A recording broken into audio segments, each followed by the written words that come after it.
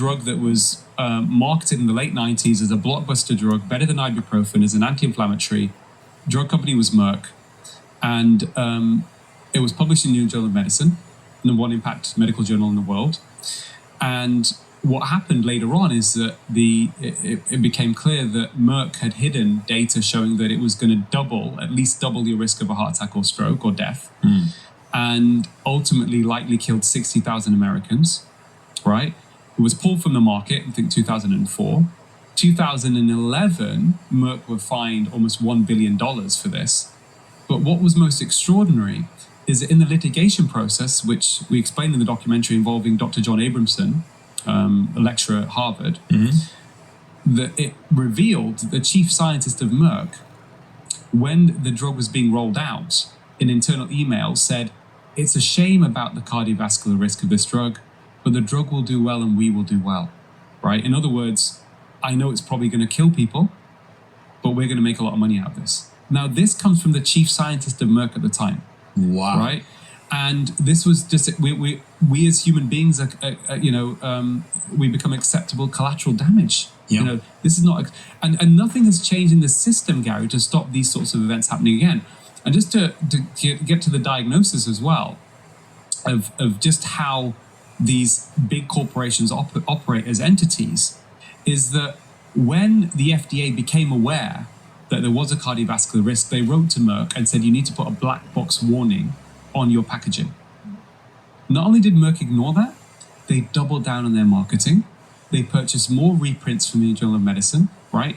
And their aim was to make sure that every doctor in the United States had a copy of the original fraudulent paper in the New England Journal of Medicine to say that this drug was the best drug for, best painkiller, better than ibuprofen. And that's what they did. Hey guys, Gary Brecka here, and I want to talk to you about something I consider a true game changer in my health regimen: Kettle and Fire bone broth. When it comes to bone broth, Kettle and Fire is simply the cleanest on the market. They use only grass-fed and grass-finished beef bones, ensuring you get 19 grams of high-quality protein per serving. It's the ultimate... In 2000, he actually says, as entities, big corporations, especially big pharma, actually fulfill the diagnosis for psychopath. Wow. So what does that mean? Callous unconcern for the safety of others, incapacity to experience guilt, repeated lying, conning others for profit. So what we are dealing with, Gary, really at the root of the problem, in my view, and I don't want to make this over-inflammatory, but I just wanted people to understand what we're dealing with, is at the root, we have this machine that is pathologically self-interested when it comes to making money, and we are now suffering the consequences of that in healthcare. And as a consequence of Vioxx, nobody was held responsible. There were some big fines paid, multi-billion-dollar fines. I think there was $1 billion fine initially, and then several months or years later, after class action litigation that had more than 20,000 patients, they paid another $4 or $5 billion fine. But if you have a drug that makes $25-30 billion and you pay a $5 billion fine, I mean that's cost of business. Yeah, that's the cost of business. I talked about this before too. Again, I hate to get on here and sound like the conspiracy theorists. They're all out to get us. I don't think that there's one person at the top who's myopically sinister and goes, okay, here's a plan to kill a bunch of people.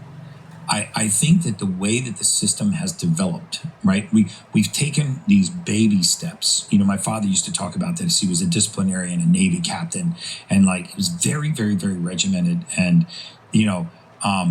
and he was very scheduled and very regimented. And one of the things he used to tell me about, being a captain in the Navy was you have to have these rigid parameters, because little tiny mistakes made over and over time cost lives, out at sea. And I think that what's happened is the industry has slowly crept into this position. We have a legal system that has pharmaceutical companies responsible to shareholders to make a profit. Yeah. So they actually have a legal and criminal liability for not doing so. Responsibility to turn a profit for their shareholder, to do what's in the best interest of the shareholder. It just so happens that they're also in the business of making the chemicals and the synthetics and the pharmaceuticals that are going into human beings, but they have no obligation to that human being. right? They don't have Absolutely. the best outcome of that patient. And this has been you're absolutely right, Gary. This has been an incremental problem that's developed over years, even centuries. When you look at the founding of America, it's very interesting.